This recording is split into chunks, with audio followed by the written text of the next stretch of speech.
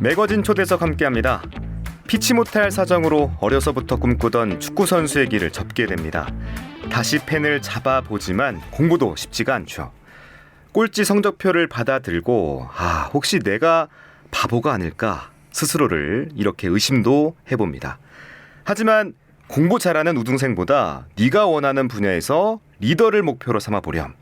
선생님의 이 조언 한마디가 소년을 다시 꿈꾸게 합니다. 그리고 매출 70억 원에 달하는 IT 기업을 이끄는 청년 CEO로 성장을 했는데요. 스스로를 꿈꾸는 바보로 칭하는 이분, 오늘 함께 만나봅니다. 최근 바보의 세상 오디세이라는 에세이집을 펴냈습니다. 청년 기업가 이현호 씨 스튜디오에 모셨습니다. 대표님 어서 오세요. 네, 반갑습니다. 네, 30대 초반 이 젊은 나이에 자서전을 펴냈습니다. 책을 쓴 계기가 있을까요? 네, 제가 코로나 전에 제가 이제 정말 존경하고 모시던 이제 대표님이 계셨는데요. 그분이 이제 언론사에서 한 30년 근무를 하시다가 이제 글쓰기 강좌를 또 개설을 해서 네. 처음에는 좀 아는 대표님이 좀 이런 수업이 있으니까 한번 같이 들어보자. 그렇게 해서 가게 되었는데요. 네. 첫 수업이 초등학교 때 일화를 적어서 나한테 제출을 하라 이렇게 얘기를 하더라고요. 사실 이제 그때 당시 제가 초등학교 졸업한 지도 꽤 오래됐고 기억을 좀 되살리는데 좀 한 시간을 조금 한 5분 정도 되살리기 시작했는데 또 옛날 추억을 하다 보니까 또 생생히 또 기억이 나는 부분도 있고 네. 또 기억이 안 나는 부분도 있더라고요. 그래서 기억이 나는 부분을 이렇게 다 정리를 하고 그때 당시 감성도 살려서 네. 이제 적었는데 물론 띄어쓰기나 맞춤법은 되게 많이 틀리더라고요. 저도 몰랐는데 내가 정말 많은 것들을 좀 못 배우고 살았구나 이런 생각도 들면서 또 반성을 하게 되면서 또 다시 이제 펜을 또 잡았군요. 네, 잡았습니다. 그래서 써보니까 네.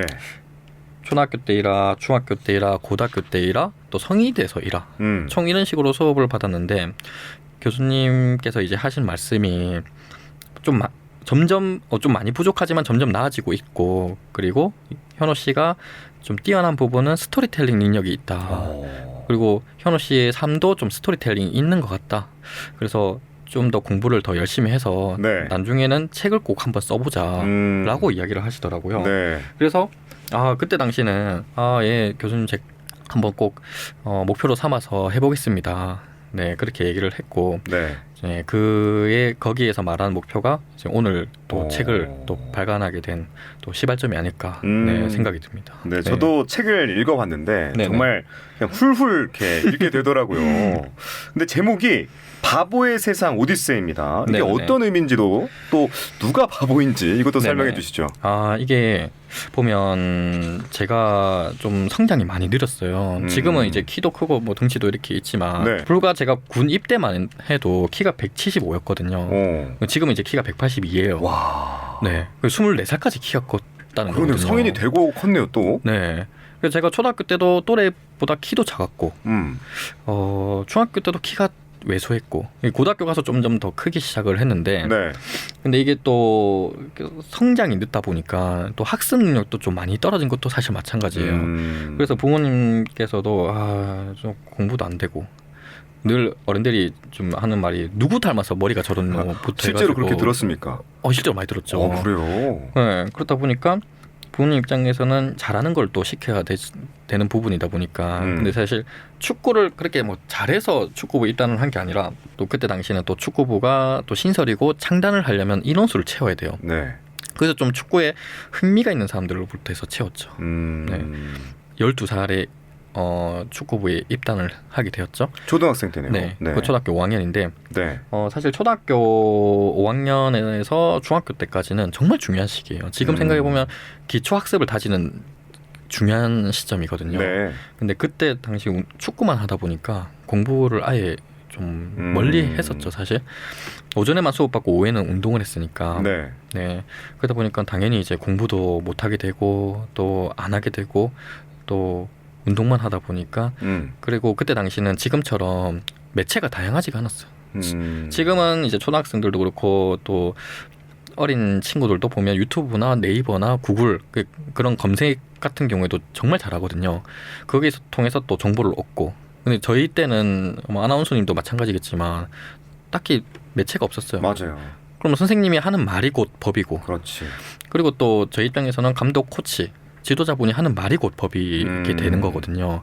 그러니까 다양한 목소리를 듣고 또 자기가 판단을 해서 또 움직여야 되고 뭐 그러한 이제 갖춰야 될 그 시기에 좀 이제 한 채널만 어찌 보면 감독님, 코치님 그 채널만 듣고 이제 판단을 하고 움직이다 보니까 그 판단도 아니죠. 시킨 대로 뭐 해야 되다 보니까 점점 제 스스로가 바보가 되는 느낌 같다라는 생각을 하는 거죠.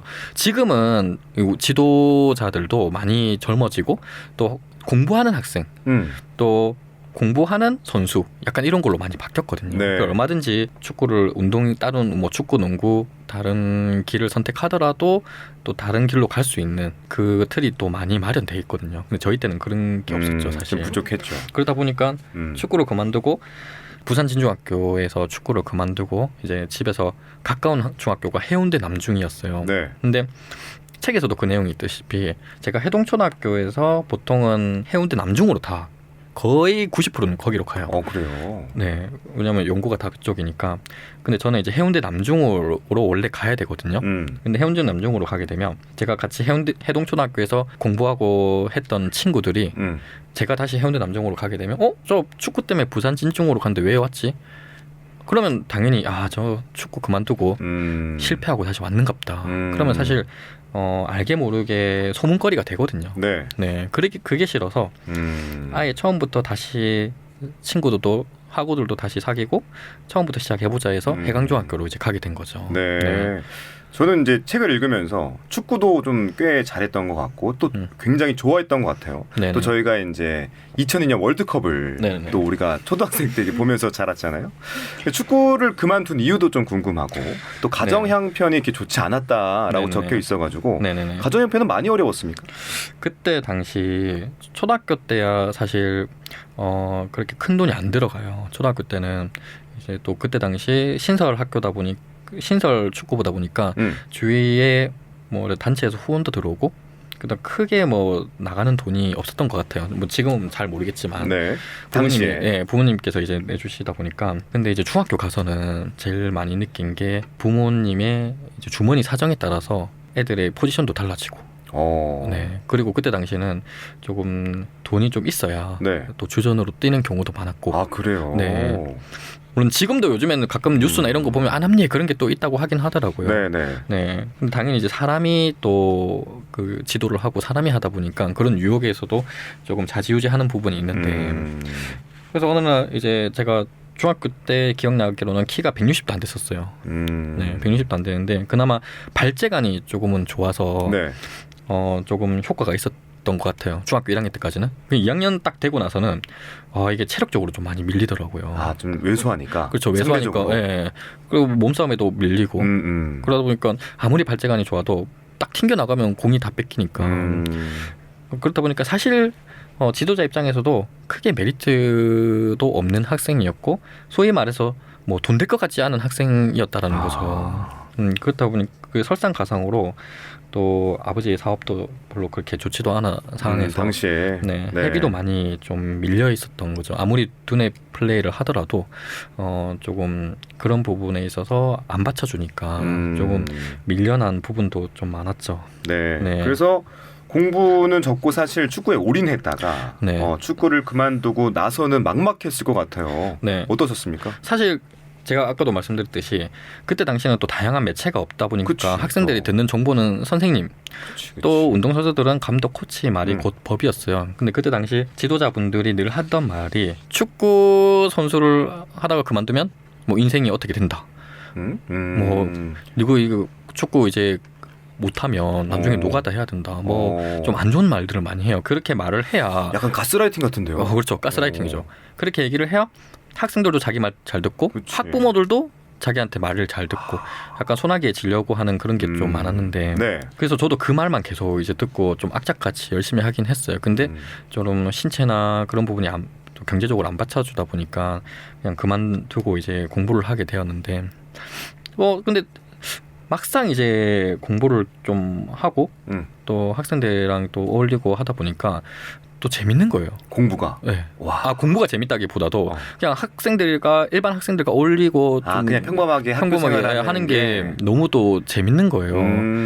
그래서 이제 부산 진중은 어차피 제가 집이 해운대인데 계속 왔다 갔다 하기가 힘드니까 이제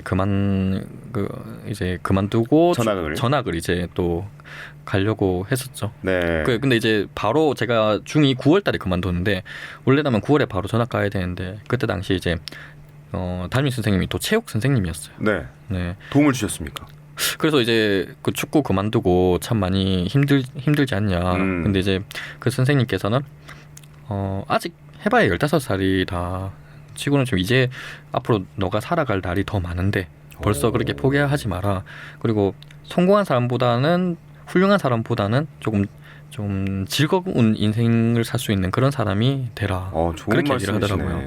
뭐 밖에서 노가다 하면 뭐 어떠냐. 자기가 행복하면 뭐 행복한 거고 뭐 다른 좀 낮은 일을 하면 어떠냐. 자기만 행복하면 그거는 정말 성공한 인생이다라고 이야기를 하시더라고요. 네. 그리고 선생님께서는 그래도 2학년을 마치고 전학을 가서 하는 게 조금 좋을 것 같다라고 이야기를 하시더라고요. 그래서 이제 중학교 2학년 과정은 다 마치고 네, 해를 넘기자마자 바로 이제 해강중학교로 네, 전학을 가게 된 거죠. 가서는 좀 어떠셨어요? 제가 해강중학교 2회 졸업생이거든요. 거기도 신설학교네요. 신설학교인 거예요. 신설학교다 보니까 또 남중에 있다가 남녀공학으로 갔어요. 또 남녀공학이구나 거기. 공기도 다르고 시설도 다르고. 네. 근데 이제 조금 그 신설학교고 마린시티 내에 있는 학교다 보니까 학생들이 또 공부를 되게 많이 하더라고요. 그래서 좀 나름 걱정을 좀 많이 했죠. 그 아니나 다를까 이제 중간고사를 쳤는데 네. 제가 아직까지 기억납니다. 394명 중에 394명 중에 396명 중에 6명 중에 390등을 제가 했거든요. 순간 그때 당시는 그냥 찍었을 걸. 풀어가지고. 그래 괜히 풀어가지고 이렇게 등수가 좀 낮게 나온 게 아닌가 그런 생각도 좀 들더라고요. 그 나름 사실 좀 부끄러웠죠. 근데 이제 정말 선생님이 감사한 게 그때 3학년 담임 선생님이 되게 감사한 게 학생들의 이제 성적표를 딱 저희가 그때 약 한 33명 정도 있었는데 15등까지만 공개를 하고 나머지는 교무실로 와서 성적표를 받아가라라고 이야기하시더라고요. 네. 그래서 이제 선생님한테 성적표를 받았는데 근데 그 선생님도 다양한 중학교에 거치고 이제 오시다 보니까 운동 학교가 있는 학교도 거쳐 봐왔고 그런 학생들도 많이 봐오다 보니까 저보고 얘기를 하시더라고요. 축구만 하다가 공부하려니까 잘 안 되지 않냐. 그래서 예 선생님 제가 공부가 좀 안 되긴 합니다. 방법도 모르겠고 그래서 선생님께서는 이제 늦지 않았으니까 그래도 포기는 하지 말고 그렇게 좀 열심히 좀 해줬으면 좋겠다라고 이야기를 하시더라고요. 많은 말씀은 안 하셨어요. 그렇게 해서 중학교 3학년에 중간고사를 마쳤던 것 같아요. 그 선생님의 용기가 굉장히 도움이 됐을 것 같아요. 그렇죠. 사실 어찌 보면 그 학생들 같은 경우에는 좀 1등, 2등 상위권 학교에서도 상위권 학생들을 조금 좋은 뭐 고등학교 또는 명문 대학 보낸 거를 되게 우수하게 생각을 하고 뭐 플랜카드도 달리고 그렇게 하는데 거의 뭐 하위권에 있는 학생들은 학교에서는 또 크게 관심은 없거든요, 사실. 근데 그 선생님 같은 경우에는 반꼴등인 저한테도 되게 용기를 많이 불어주시고 방학 기간에 이제 특성화 고등학교에서 하는 좀 작은 프로그램들이 많이 있어요. 뭐 해운대 관광고등학교는 그때 당시 뭐 칵테일 제조 동아리도 있고 또 뭐 카지노 딜러 여러 진로를 찾아주는 그런 프로그램인 거죠. 그래서 제가 해운대 관광고등학교에 가서 그 프로그램도 해보고 그래요? 네. 그리고 대연정보고 그때 당시는 대연정보고였죠. 가서 이제 컨텐츠 제작하는 것도 가보고 그리고 제가 졸업한 그때 당시 대양 전자통신고등학교였어요. 거기 가서 로봇 조립 그리고 프로그램 실습 이런 것도 해보고 했는데 이상하게 대양고등학교가 이 학교가 뭔가 저한테 맞을 것 같다라고 생각이 들더라고요. 그래서 거기서는 약간 작은 대회를 또 했었어요. 학교 내에서 뭐 로봇 조립해서 움직여서 목적지까지 도달하는 로봇을 순위를 매기는데 제가 거기서 또 한 3등 정도 하고 또 다음 날에는 2등 정도도 하고 그래서 내가 손끝에서 만든 게 움직이는 거를 경험하다 보니까 왠지 모르게 좀 촉이 좋더라고요. 그래서 그 학교를 이제 지원을 하게 됐죠. 네. 그럼 진짜 IT 쪽이 적성에 맞았다 이렇게 네. 생각해도 될까요?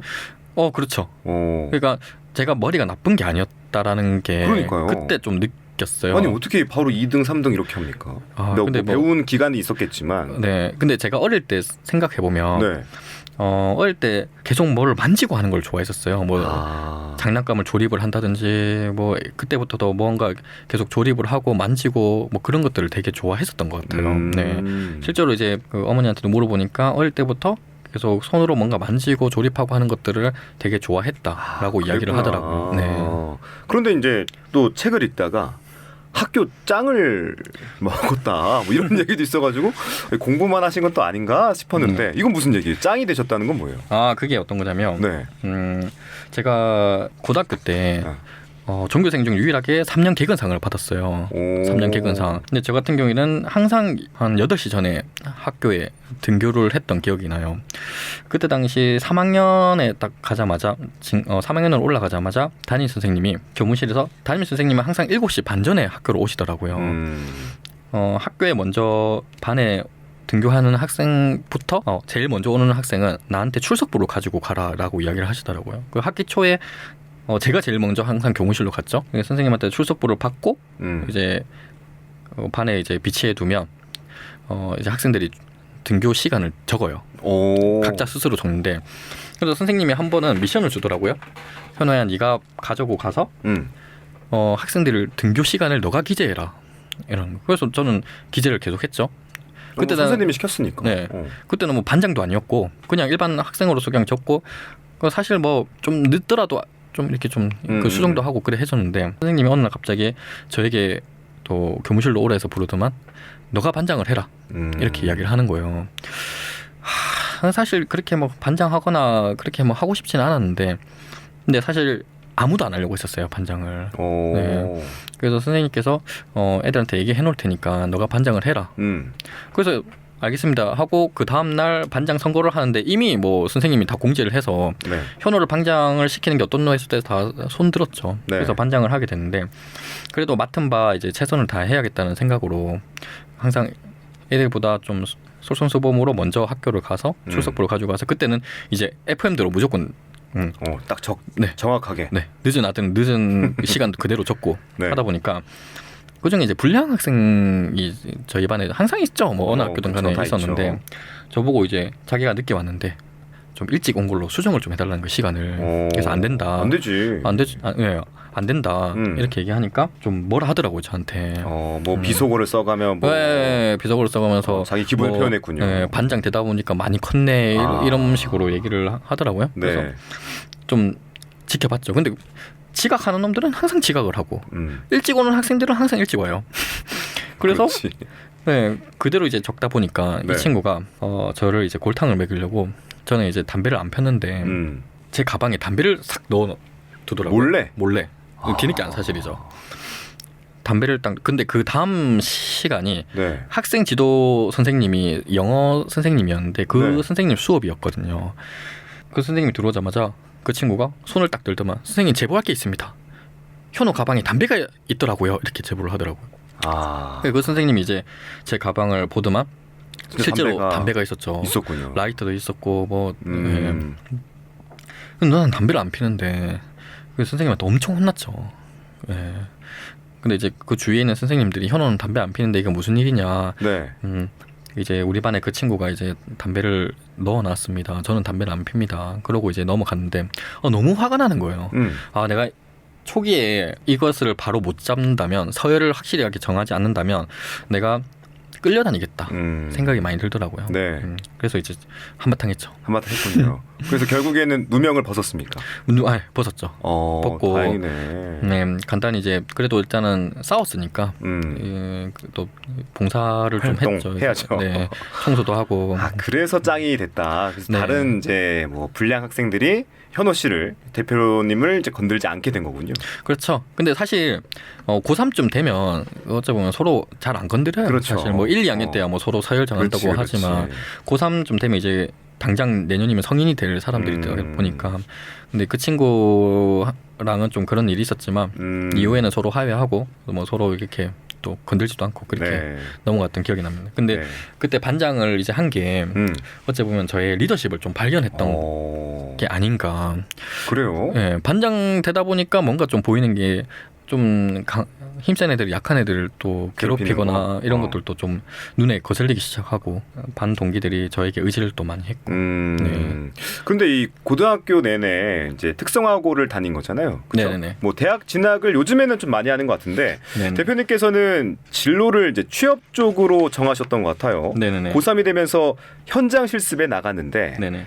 이때도 현실이 녹록치 않았다 이렇게 네네. 적혀 있더라고요. 네네. 이 내용도 좀 소개해 주시죠. 제가 사실 빨리 돈을 벌고 싶었어요. 빨리 돈을 벌어서 조금 내 할 것도 하고 싶고, 그때 당시 제가 고3 때 읽은 고3 때부터 책을 본격적으로 읽기 시작했는데 그때 책을 읽었던 게 바보라도 연봉 1억 받을 수 있다. 일본인이 쓴 책인데 그 책도 저랑 스토리가 좀 비슷해요. 고등학교 3학년 때까지 테니스 선수를 하다가 이런 방법을 실천을 통해서 연봉 억대 CEO가 된 그런 이제 일화를 담긴 책인데 네. 그 책을 보고 나도 할 수 있다. 나도 가능하겠다. 그리고 그 다음에는 뭐 꿈꾸는 다락방 이런 책들을 보면서 항상 이제 내 꿈을 메모하기 시작을 했고 또 이제 실천하기 시작을 했죠.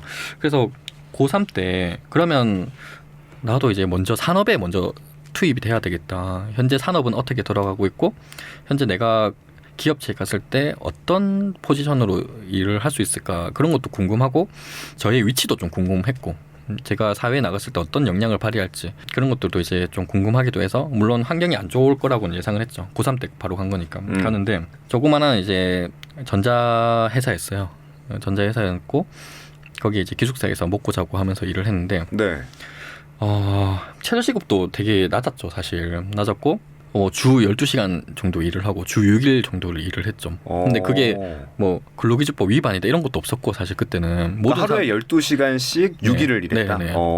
거의 집보다도 회사에 있는 경우가 더 많았죠. 네. 근데 많은 사람들이 그렇게 일을 하니까 당연히 사회에서는 이렇게 일을 하는구나 이 생각으로 이제 있었죠. 근데 처우도 많이 안 좋았고 저의 이름이 사라지기 시작을 했어요. 뭐 아가 이렇게 해서 월급도 되게 그때 당시 그렇게 일을 하고 한 130만 원 정도? 아니 하루에 12시간씩 6일을 네네. 일하는데도 130만 원밖에 안 받았어요? 그렇죠. 그러다 보니 거의 근데 대부분 다 네. 그렇게 받는 줄 알았어요 그때는. 네. 그래서 한 6개월 정도 일단 고등학교 졸업할 때까지는 일을 해야 되거든요. 고등학교 졸업을 하고 몇 달 뒤에 이제 군대를 가야겠다라는 생각을 많이 가졌죠. 근데 그때도 하루에 12시간씩 일을 하고 남는 시간에는 프로그래밍 공부를 계속 했었어요. 혼자서? 네, 혼자서. 네, 노트북 사서 프로그래밍 공부를 계속 하고 자격증도 따고 네, 그렇게 이제 했었죠. 그렇게 하고 이제 군대에 있을 때 저희 때 생겨난 제도가 이제 기술행정병이라 해서 뭐 전산병, 뭐 보안병, 뭐 이런 이제 소프트웨어 쪽으로 특수병과를 모집을 또 하는 걸 알게 되었죠. 그래서 이제 기술행정병 지원을 했고 계속 떨어지다가 7월 중순에 연락이 오더라고요. 네. 7월 중순에 연락이 와서 2주 뒤에 입대하실래요? 라고 하는 거예요. 기술행정병 원래 후보에 들었다가 입대하실 분이 이제 입대를 못하겠다 해가지고 연기를 하는 바람에 그 TO에 제가 들어가게 된 거죠. 네. 그때 그래서 이제 사직서를 바로 쓰고. 그럼 회사를 그만두고 2주 뒤에 바로 군대를 갔죠. 네. 군대에서는 좀 어떠셨어요? 그게 도움이 됐습니까? 엄청 도움됐죠. 전산병 같은 경우에는 논산훈련소에 갔다가 또 육군정보통신학교에서 또 별도의 교육을 또 한 달 정도 받아요. 네. 그리고 거기를 수료를 하면 이제 자대 배치를 받는데 이제 자대 배치를 그 과정을 끝내고 자대 배치를 갔는데 이제 사수가 이제 거의 전역하기 일보 직전인 사수였어요. 사수가 딱 저한테 한 말이 뭐냐면 우리는 컴퓨터도 만들어야 되고 서버도 우리가 직접 만들어야 된다 이렇게 얘기를 하더라고요. 그래서 저는 컴퓨터에 어떻게 조립하면 되겠는데 서버는 어떻게 만듭니까 하니까 군대 내에서는 불가능한 게 없다 이렇게 얘기를 하더라고요. 군대에서는 뭐 불가능한 게 가능한 일만 시킨다. 그래서 한 달 정도 인수를 받는데 실제로 진짜 직접 조립도 하고 해서 컴퓨터도 만들고 다 하더라고요. 거기서 이제 정말 많은 것들을 배웠죠. 그리고 혼자 사이버 정보 지식방, 일명 싸지방. 그것도 이제 제가 직접 다 관리를 하고. 아, 그래요? 그래서 컴퓨터로 시작해서 컴퓨터로 끝났죠. 군 생활이? 네, 군 생활이. 네, 그래서 나름 군 생활에서도 나름 경력을 인정을 받은 거죠. 그런 기술 행정병들은 군대에서도 이제 경력을 인정을 해주니까. 네. 그럼 전역하고 나서는 어떻게 또 준비하셨습니까? 전역을 하고 나서 당시 병장쯤 되다 보니까 네. 사실 병장쯤 되면 조금 시간이 좀 많이 남거든요. 남죠. 특히 저 같은 경우에는 이제 전산병이다 보니까 일자리를 제일 먼저 보고 있었죠.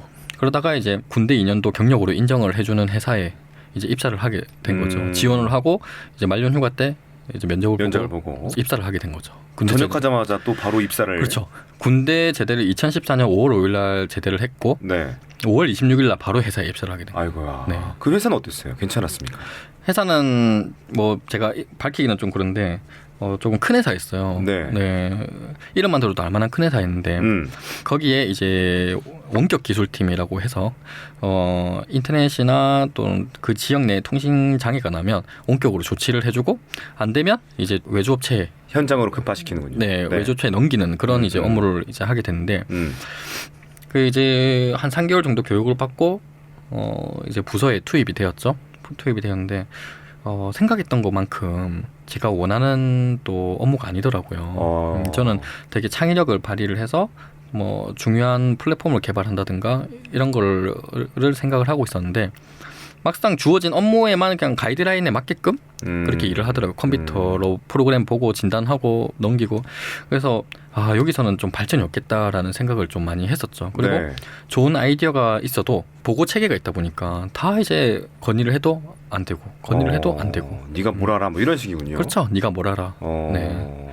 그러다 보니까 조금 많이 힘들었었죠. 그래서 IT 노동자의 삶도 이렇게 좀 힘들구나 라는 생각을 좀 많이 하게 됐죠. 근데 장점은 뭐였냐면 제가 공장에서 실습했던 것보다 더 큰 월급을 이제 받다 보니까 네. 그래서 사실 이제 첫 월급 수습 기간 끝나고 첫 월급을 받았는데 한 300 초반 정도 월급이 들어오더라고요. 네. 어찌 보면 실습 때보다 거의 3배 가까운 월급을 받은 거잖아요. 그래서 좀 놀랬죠. 그 월급 받자마자 몇 달 지나고 차를 또 구매를 하고. 네. 그렇다 보니까 차를 구매하고 매달 할부금도 나가야 되고 신용카드도 만들고 하다 보니까 직장인의 연속이죠. 그만두지를 못하겠더라고요. 맞아요. 그럼 계속 그렇게 일했습니까? 그렇게 하다가 팀장님한테 얘기를 했죠. 그만두겠다고. 진짜? 네. 그만두고 이제 좀 다른 일자리를 찾아보겠다고. 회사는 안 크지만 내 적성에 맞는 회사를 가자. 그 생각으로 좀 한 달 고민하다가 얘기를 했는데 팀장님이 영업 부서로 한번 가보라는 거예요. 영업이요? 네. 갑자기? 네. IT 쪽 영업을 하는 부서로 가보라는 거예요. 네. 거기 가면 좀 더 그 정해진 업무가 아니라 영업은 이제 좀 정해진 업무보다도 사람도 만나고 뭐 전화도 받고 네. 또 다른 업무 프로세스가 많다 보니까 신체도 멀쩡하고 또 그때는 조금 날씬했거든요. 지금은 좀 살이 많이 쪘는데 네. 그래서 그 부서에 갔는데 알고 보니까 조금 기존 부서에서 적응 못한 사람들을 다 모아놨더라고요. 그 부서에. 근데 거기서 원래 꼴등 100명 모아도 1등이 있듯이. 그렇지. 또 그 부서에 갔다 보니까 또 실적이 또 잘 나오더라고요. 그때부터 이제 저의 창의력이 많이 발휘가 됐었죠. 아, 그래요? 이렇게 하니까 또 영업이 또 잘 되고 이렇게 하니까 고객 만족도가 더 올라가고 그러다 보니까 이제 사람들도 만나게 되면서 대학을 또 가야겠다. 일하면서 대학을 또 가야겠다는 생각을 또 많이 가지게 된 거죠. 일하면서 대학도 준비했어요? 네네네. 그때 당시는 어쨌든 학력이 고졸로 끝났으니까 제가 뭐 평생 이 회사에 있을 것도 아니고 나중에 저도 좀 더 큰 일을 해보고 싶어서 이제 대학을 좀 일을 하면서 대학을 갈 수 있는 방향을 생각을 해냈죠. 아니 어떻게 일하면서 그 대학을 준비했는지. 그때 당시 그 일을 하면서 주말 반으로 또 학교를 갈 수 있는 제도가 있는 학교가 있더라고요. 네. 그렇게 해서 이제 한국해양대학교에 입학을 하게 된 거죠. 과는요? 과는 이제 여러 가지 과가 있었지만 저는 20대 초반부터 늘 목표로 잡았던 게 사업을 해보고 싶다라는 생각을 많이 가졌거든요. 그래서 이제 경영학과. 네. 근데 듣기로 뭐 석사뿐만 아니라 뭐 박사까지도 지금도 계속 박사 네네네. 공부 중이시고. 네, 지금은 부경대학교에서 이제 금속공학 박사를 지금 하고 아니 있어요. 그러면 일하면서 대학도 다니고 네네. 창업은 언제 한 거예요, 대체? 창업은 이제 대학 학부 졸업하고 결정의 시일이 뭔가 좀 다가온 거죠. 그때 당시 나이가 26이었는데 어쨌든 회사는 고졸로 입사를 했고 뒤늦게 대학을 따더라도 네. 어쨌든 제가 갈 수 있는 자리는 높지 않더라고요.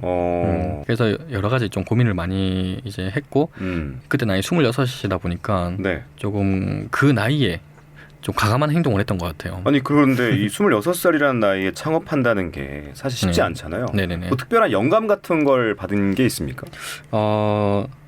이게 직장 생활을 하다 보니까 네. 대학도 컸죠. 왜냐하면 대학 경영학과에 들어갔는데 동기들이 전부 다 뭐 회사 CEO 분들이 많고 또 그때 당시 포럼도 활동하다 보니까 전부 다 대표이사 명함이 다 있더라고요. 그렇지. 네. 그래서 그분들과 어울리다 보니까 옛날에 좀 목표를 잡았던 CEO가 돼야겠다라는 생각이 정말 많이 가졌죠. 그래서 이상하게 이 나이에 26 딱 되자마자 느낀 게 CEO가 돼야겠다. 네. 네. 너무 신기하다. 네. 뭔가 이제 귀신에 홀린 것처럼. 네. 네. 그래서 이제 사직서를 제출하고 물론 이제 팀장님은 많이 말렸지만 그래도 제 목표가 있다 보니까 근데 반반이었던 것 같아요. 현호는 나가서도 잘할 거다. 근데 지금 뭐 경기도 안 좋은데 근데 지금 생각해보면 늘 매년마다 경기는 안 좋았다라고 사람들은 얘기했던 그렇죠. 것 같아요. 항상 안 좋았지. 네, 경기도 안 좋은데 나가서 창업은 좀 리스크가 크지 않냐. 근데 또 다른 사람들은 뭐 아직 세상 물정 모르니까 26에 한번 해보고 또 뭐 실패하더라도 다시 다른 걸 하면 되니까 뭐 한번 해봐라 약간 이런 반응들이었죠. 네. 그런데 이 창업과 경영이 결코 쉽지 않잖아요. 네네네. 어떻게 좀 극복하고 또 어떻게 이겨내면서 이렇게 창업과 경영을 네. 다 하셨습니까? 처음에 창업을 하고 나서 직원 뭐 1명, 2명, 3명 이렇게 해봤는데 네. 사장이 되고 나서 느낀 거는 뭐냐면 네. 월급날이 너무 빨리 오는 거예요. 뭐 좀 지나다 보면 월급날이 다가오고 뭐 좀 내다 보면 또 월급날이 다가오고 그러니까 벌어놔도 월급으로 다 빠져나가고 세금으로 더 빠져나가고 그래서 이게 참 너무 힘들다라는 생각을 좀 많이 가졌거든요. 네. 그러다가 조금 큰 목돈이 나가야 되는 상황이 발생됐는데 회사 통장에 돈은 없고 이거 위기잖아 지금. 야 이거 위기 이래서 부도를 맞고 다들 이제 참 힘들어하는구나. 그렇죠. 이제 3년 못 버티고 다들 좀 폐업을 하는구나 이 생각을 하는 찰나에 네. 사실 돈을 빌리려고 네. 친한 형님과 이제 술자리를 가졌죠. 근데 차마 제가 사업이 힘들어서 돈을 좀 빌려주세요라는 말을 못 하겠더라고요. 정말 말이 안 나오더라고요. 근데 그 형님은 표정을 보더만 네가 요즘 좀 창업에 하다 보니까 힘들지? 야 우리 이러지 말고 뭐 가까운 저 로또 방에 로또나 하나 사자 이래가지고 로또를 이제 샀는데 네.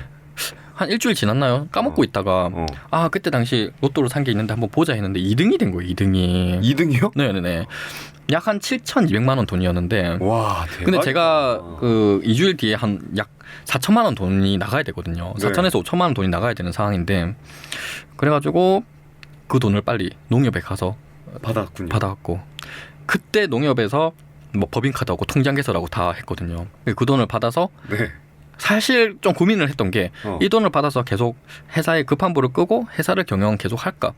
아니면 뭐 회사는 뭐 일이 되면 날리고 그냥 이 돈으로 다른 걸 할까 하다가 그래도 나름 대표인데 책임을 지고 회사를 끌어가야겠다는 생각을 좀 가지고 네 급한 불을 다 끄고 그렇게 했었죠. 근데 그 고비를 넘기다 보니까 좀 일이 좀 잘 풀리더라고요. 네.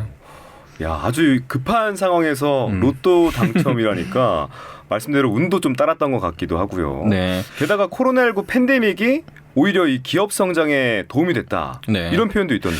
그래서 이제 급한 불을 끄고 네. 혼자 이제 집에서 생각을 한 게 뭐냐면 이거는 하늘이 준 기회고 어째 보면 하늘이 나에게 도운 거다. 이거는 사실 하늘이 제 능력 바뀌고 하늘이 도운 거거든요. 그래서 나는 계속 회사 대표를 하라는 하늘의 뜻인갑다. 네. 그때 저는 천주교를 또 믿고 있었는데 종교를 또 의지를 하게 되더라고요. 맨날 이제 기도도 하고, 네, 시간 나면 성당에 가서 미사도 받고, 네. 그렇게 했었죠.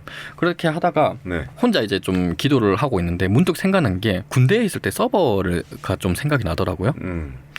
그래서 우리 회사에서 개발한 소프트웨어와 하드웨어인 서버를 결합을 해서 한번 시장에 내놓으면 반응이 괜찮을 것 같다라는 생각을 좀 가졌죠. 그래가지고 연구를 한 6개월 정도 하다가 그거를 국가로부터 조달청에부터 승인을 받아서 그 조달청 쇼핑몰에 저희 물건을 다 올리기 시작했죠. 네. 그래서 올라가고 나서 이제 코로나가 이제 발생이 된 거예요. 근데 코로나에 있어서는 제일 먼저 첫 번째는 사회적 거리두기였거든요. 맞아요. 사회적 거리두기. 출근하지 말고 웬만해서는 재택근무해라. 근데 막상 재택근무를 시행을 하다 보니까 관공서도 그렇고 큰 기업도 그렇고 서버가 또 옛날 서버고 또 증설을 또 급하게 해야 되고. 맞아. 그리고 서버 제품이 보통은 중국에서 넘어오거든요. 네. 그 중국 공장이 또 우한에 있고 그렇죠. 못 들어오는. 우한이 이제 또 코로나 발생지. 네. 그래서 못 하다 보니까 됐으니까. 이제 급하게 저희 회사 거를 이제 구매를 하기 시작했죠. 와, 그랬구나. 네, 사실 우리 같은 소기업에서 만든 제품들은 일단은 네. 구매를 잘 안 해요. 신뢰성이라든지 이런 게 근데 지금은 그때 당시는 워낙 급한 상황이다 보니까 또 구매를 좀 하게 되면서 네. 실제로 써보니까 전혀 문제 없는 거예요. 그렇죠. 네. 그러면 어째 보면 저 입장에서는 사회적인 문제를 해결한 부분도 있거든요. 있지. 네, 비대면 증설해야 되고 또 LMS라고 해서 인터넷 강의 그때 당시 모든 대학교에서는 맞아요. 인터넷 강의로 다 돌려야 되니까 그러면 이제 서버 증설을 또 신속하게 해야 되니까 그때 당시 그런 이제 공헌을 인정받아서 또 정부 표창도 받았고 네. 진짜. 그때 일자리를 또 늘리고 해서 고용노동부 장관 표창도 받았고 와. 네. 그리고 중기청장 표창도 받았고 최근에는 이제 지역 경제 활성화라고 해서 부산시장 표창도 받았어요. 그래요? 네네네. 몇 개를 받은 거예요? 좀 많이 받아서 한 5개 정도 받은 것 같아요. 이야, 네. 코로나19 이 팬데믹이 진짜 네네. 기업 성장의 발판이 됐겠네요. 그때 당시 뭐 올해 네네. 70억 원 이상이 될 것 같다. 네네네. 이것도 맞습니까? 맞습니다. 네. 와. 그러면 좀 대표님이 운영하고 있는 회사 소개도 좀 해주시죠. 어떤 회사입니까? 지금 저희는 그 글로벌 탑넷이라는 회사고 회사명에 따라서 세계 최고의 이제 IT 회사가 되겠다라는 생각을 이제 가지고 있고 제가 글로벌이라는 단어를 되게 또 좋아해요. 아, 그래요? 네. 이왕이면 좀 글로벌화하게 가자라는 우리나라는 수출로 먹고 사는 나라거든요. 그렇죠. 언젠가는 제가 개발한 기술이 전 세계에 뻗어나가는 날이 올 때까지 사업을 영위를 하고 뻗어나가자. 네, 이런 생각으로 이제 그 목표에 따라서 좀 계속 회사를 경영하다 보니까 네. 부산시에서도 좀 많이 알아주고 최근에 6월 달에 히든 챔피언 모집 공고가 있었는데 네. 그 경쟁률이 좀 세요. 저희 회사가 그걸 선정이 되어서 와. 약 1억 5천만 원의 그 지원금을 또 부산시로 받고 네. 그 다음에는 이제 앵커 기업 또한 선정이 되어서 또 추가 지원금도 받고 회사에서 뭐 발명한 뭐 네네. 개발한 뭐 소프트웨어나 프로그램 같은 건 없습니까? 클라우드 서비스를 저희가 개발을 했는데요. 네.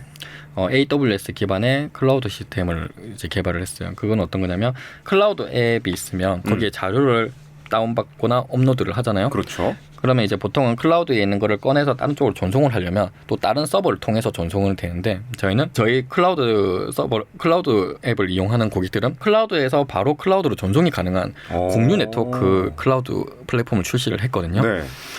그게 조금 시장에서 좀 좋은 반응을 일으켰어요. 예를 들어서 뭐 언론사 같은 경우에는 네. 제보를 받아야 되잖아요.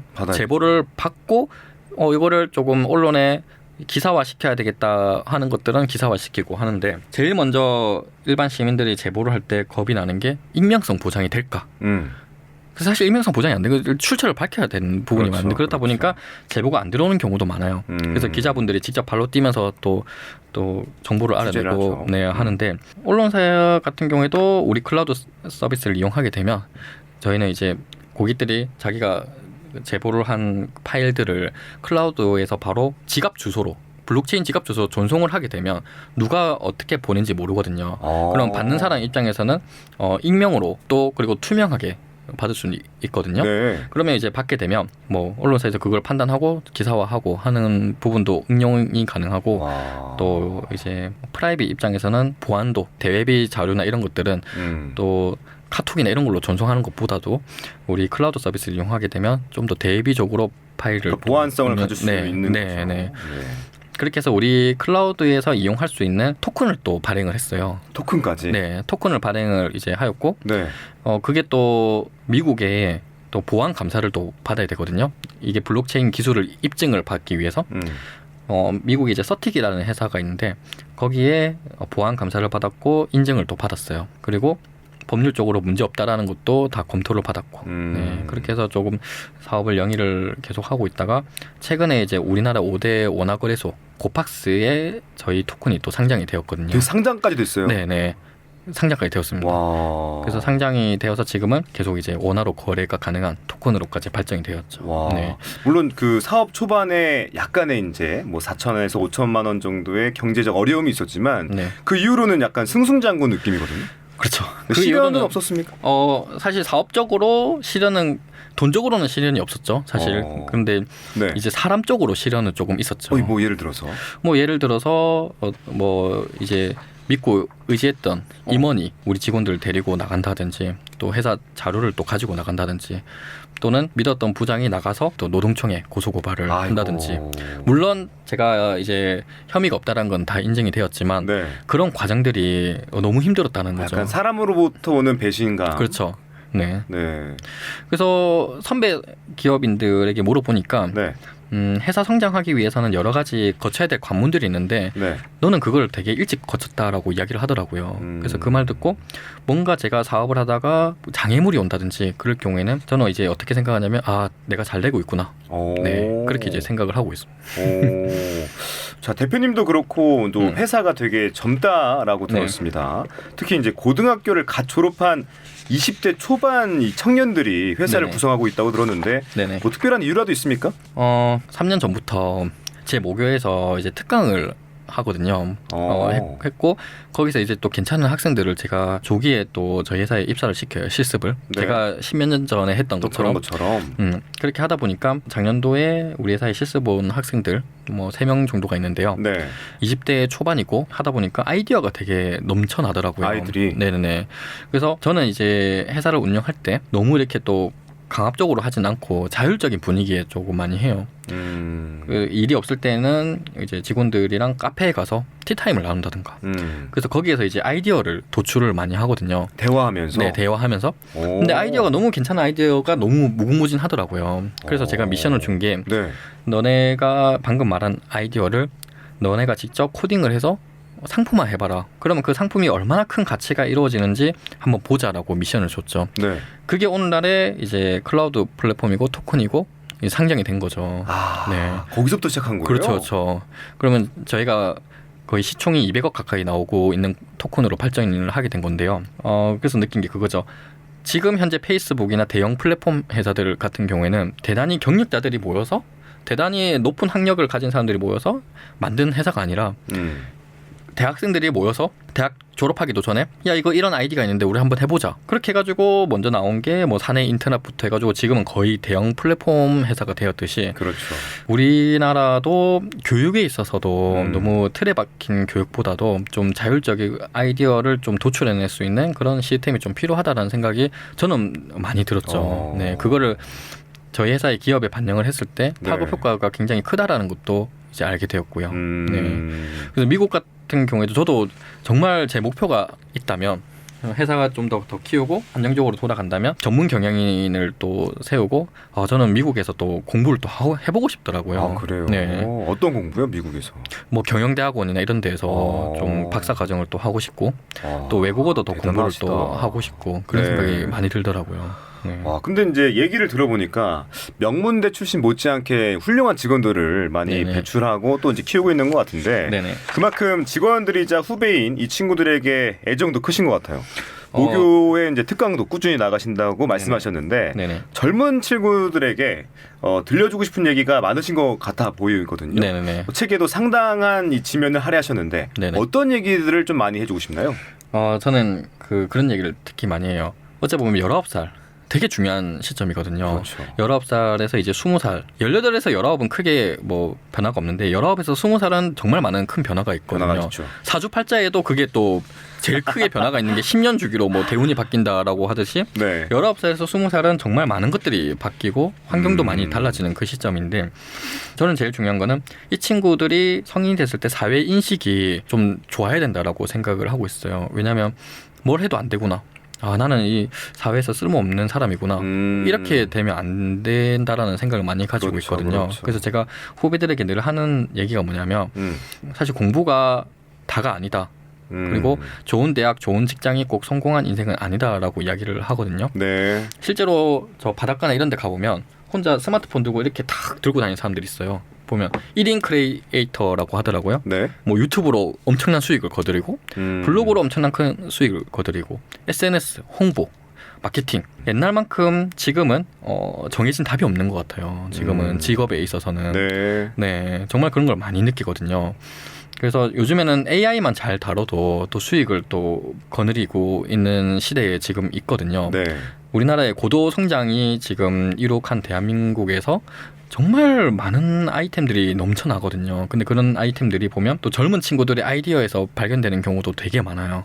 지금 부산에도 보면 서울에는 수도권에서는 20대 창업자들이 되게 많거든요. 그래서 우리 부산도 조금 젊은 친구들이 그 아이디어가 또 사회의 문제 해결에도 또 도움이 됐으면 좋겠다라는 생각을 또 많이 가지고 있거든요. 네. 네, 그래서 후배들에게도 좀 그런 이야기를 좀 많이 도전해라. 하고 있고, 네, 도전을 좀 했으면 좋겠다는 생각이 가지고 요즘에는 그리고 창업을 하더라도 지원 제도가 너무 많아요. 그래요? 뭐 지원금도 그렇고 대출 융자 이런 것도 되게 많고. 어디서 좀 그런 걸 얻을 수 있어요, 정보를? 요즘에는 그런 걸 또 교육해주는 또 프로그램도 많고 또 검색만 하면 다 나와 있어요. 네, 그래서 문을 두들기면 얼마든지 또 할 수 있는 부분인데 그렇게 도전을 하는 것도 좋지만 이제 제일 먼저는 기본 이제 실력부터 쌓는 게 가장 이제 중요한 부분이라고 저는 생각을 하고 있습니다. 네. 자, 여기까지 책의 흐름을 쭉 쫓아서 질문을 드렸는데 네. 이렇게 삶의 궤적을 책 네. 한 권에 담아내는 경험도 흔치 않잖아요. 네. 글을 쓰고 책을 내는 과정을 통해서 얻고 배운 게 있다면요? 제가 그 책을 쓰면서 정말 많이 느낀 게 뭐냐면 옛날 과거를 또 회상을 하게 되면서 내가 옛날에 이런 일도 있었구나. 제 스스로도 보면 이때 이 고비를 이렇게 넘겼구나. 좀 대견스럽기도 하고 내 스스로에게. 네. 근데 이제 사람이 살다 보면 일에 치이고 또 사람에 치이고 하다 보면 자기 자신을 안 돌아보는 경우도 또 많거든요. 많지. 보통 자기 자신을 한 번, 두세 번, 세 번 정도 돌아보고 하면 또 즐거운 기억도 많고 추억도 많고 또 되게 즐거운 일도 많았다라는 거죠. 근데 당장 눈앞에 뭐 많은 일들과 또 사람의 시련, 아픔, 사람이 힘들면 아픔부터 먼저 기억을 하더라고요. 근데 제가 이제 책을 여태까지 일기장처럼 좀 써온 과거 데이터를 보면 네. 힘들 때는 또 과거 그 글을 보면서 또 위로를 또 삼거든요. 저 같은 경우에는. 그 사람들 주위에서도 최근엔 제 주위에 또 아시는 형님이 또 자살을 했고 뭐 이런 얘기를 들어보면 사람이 힘들 때는 참 아픈 과거부터 부정적인 것부터 꺼내기 시작하더라. 네. 그런 것들이 이제 심해지면서 우울증 또 시달리고 이런 게 많은데 제가 책을 쓰면서 느낀 건 내가 과거에 힘들었지만 또 부분적으로 즐거운 일도 정말 많았구나. 네, 그런 생각이 많이 들더라고요. 네. 그래서 저는 어떤 거냐면 제 책에 반영되는 거는 제 자랑보다도 내가 이런 일도 있었지만 이렇게 극복을 했고 이런 것들도 나한테 즐거움이더라 라는 이야기들을 담아져 있고요. 사실 그 책에는 젊은 친구들은 늘 어른들에게 듣는 이야기가 좋은 대학, 뭐 좋은 직장, 높은 연봉, 높은 직위가 꼭 성공이라고 나와 있는데요. 네. 제 책에서는 그것보다 더 소중한 것이 있다라는 것을 전하고 있거든요. 네. 사람은 너무 높은 직함도 의미가 없고 사실 높은 연봉도 돈을 보고 가서도 안 되고 그런 메시지들이 다 포함되어 있습니다. 네. 저는 지금까지도 물론 돈을 벌기 위해서 산업에 들어갔지만 20대에 들어서는 돈을 보고 일을 하지는 않았거든요. 당장에 돈이 된다 해서 쫓아가지도 않았고 조금은 돈이 없더라도 없는 대로 사업을 영위했고 없는 대로 조금 좀 아껴가면서 했고 그리고 또 좀 한 번 더 멀리 보자라는 생각으로 그렇게 좀 해왔거든요. 네. 제 책에 전하는 메시지가 다 들어가 있습니다. 그래서 저는 어차피 대단히 성공한 사람도 아니고 네.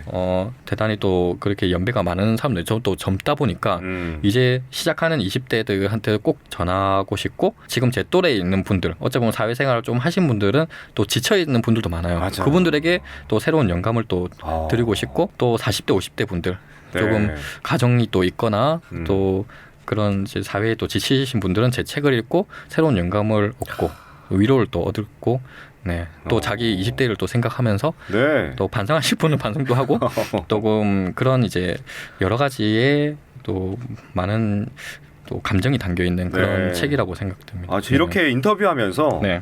대표님께 네. 정말 큰 영감을 제가 얻은 것 같아서 더 기쁜데요. 벌써 마지막 질문입니다. 네. 그야말로 이 파란만장한 삶 길을 걸어오셨는데 네. 책 제목대로 꿈꾸는 바보를 자처하고 계신데 사업도 어느 정도 궤도에 올랐고 네. 다음 목표가 뭔지 궁금합니다. 네. 저는 그 다음 목표는 뭐냐면 저는 이제 제 책에서 전하는 말처럼 네. 사실 저는 그렇게 생각합니다. 사람이 어느 정도 사회 경험이 좀 있다 보면 자기가 원하는 방향으로 가는지 또 자기가 꿈이 있는지 없는지 모르고 사는 경우도 대부분이에요. 당장 내일 회사 출근도 해야 되고 가정이 있으신 분들은 당장 내일 뭐 대출 이자에 이렇게 사시는 분들이 많은데요. 네. 한 번쯤은 조금 자기 자신을 또 되돌아보고 어찌 보면 작은 행복이라도 좀 가져가면서 제 책을 통해서 그렇게 좀 위로 아닌 위로도 받았으면 좋겠고요. 네. 제 앞으로 계획은 뭐냐면 저는 뭐 많은 돈을 벌자라는 생각은 전혀 없습니다. 그래서 저도 어찌 보면 기부도 좀 하고 있고요. 큰 금액은 아니고 또 미국이나 다른 나라에 보면 기부 문화가 엄청 되게 잘 되어 있더라고요. 네. 그래서 저도 사회에 공헌을 할 수 있는 그런 이제 사람이 되자 좀 제가 배운 지식이나 제가 배운 기술이나 이런 것들이 사회에 한류될 수 있는 네, 그런 계획을 또 가지고 있고요. 네. 그리고 제일 포기하지 말아야 될 거는 인재 양성. 인재 양성. 네, 인재 양성. 제가 9월부터는 또 전문대학교에 겸임 교수를 하게 될 예정인데요. 네. 그 친구들 또한 이제 주중에는 일을 하고 주말에 와서 이제 학위를 이제 취득을 하려는 학생들입니다. 학생들이고 사회인들인데요. 네. 이제 그 친구들에게도 조금 제 외에 여태까지 해온 것들을 좀 전해주면서 공부도 공부지만 좀 삶의 지혜를 좀 전달을 해주고 그렇게 해서 뭐 많은 사람들이 또 이 삶이 바뀔 거라는 생각은 안 하지만 그중에 한두 명 정도가 또 영감을 얻고 또 계속 발전해 나간다면 저는 성공한 인생이 아닐까 저는 그렇게 생각하거든요. 네. 사람들이 이제 겸손이라는 단어를 대부분 다 어찌 보면 모르는 사람들이 되게 많더라고요. 저는 그 옛날에 그 책을 하나 읽었는데 그 책이 기억은 안 납니다. 솔직히 책을 하나 겸손이라는 말은 자기 아랫사람에게 하는 행동에 나와서 겸손이 나온다라고 생각을 하거든요. 네. 제가 윗사람들에게 깍듯하게 모시고 하는 거는 이게 겸손이 아니라 어차피 생존인 거죠. 사실 정치인들이 시민들에게 뭐 90도로 인사하고 깍듯하게 인사하는 거는 그거는 겸손이 아니라 생존인 거죠. 사실 장관이 대통령에게 깍듯하게 하는 거는 생존에 가까운 거죠. 그건 안 가르쳐줘도 다 알아서 하는 거거든요. 네. 근데 자기 아랫사람들, 자기 후배들에게 조금 그때 자기 아랫사람들에게 대하는 행동에 있어서 그 사람의 인성이 나오는 거라고 저는 생각을 하거든요. 제가 90도로 인사하는 사람은 저희 아파트에 일하는 경비원들 그런 사람들에게 대하는 태도가 겸손이라고 생각하거든요. 네. 네. 그렇기 때문에 사실 저보다 연배가 있으신 분들보다 제 후배들이 저랑 끝까지 갈 친구들이거든요. 네. 네. 군대 같은 경우에도 선임보다 후임이 내 제대할 때까지 지켜보는 사람은 대 후임들인 거예요. 네. 그래서 지금도 제가 생각해 보면 제 후배들이 결국에는 제가 40대 50대 가더라도 저랑 끝까지 일할 친구들이라고 저는 생각하거든요. 그렇기 때문에 겸손이라는 말은 자기 아랫 사람들에게 대할 때 그런 말이 있더라고요. 제일 밑에서 올라오는 소문이 제일 위로 간다라고 하더라고요.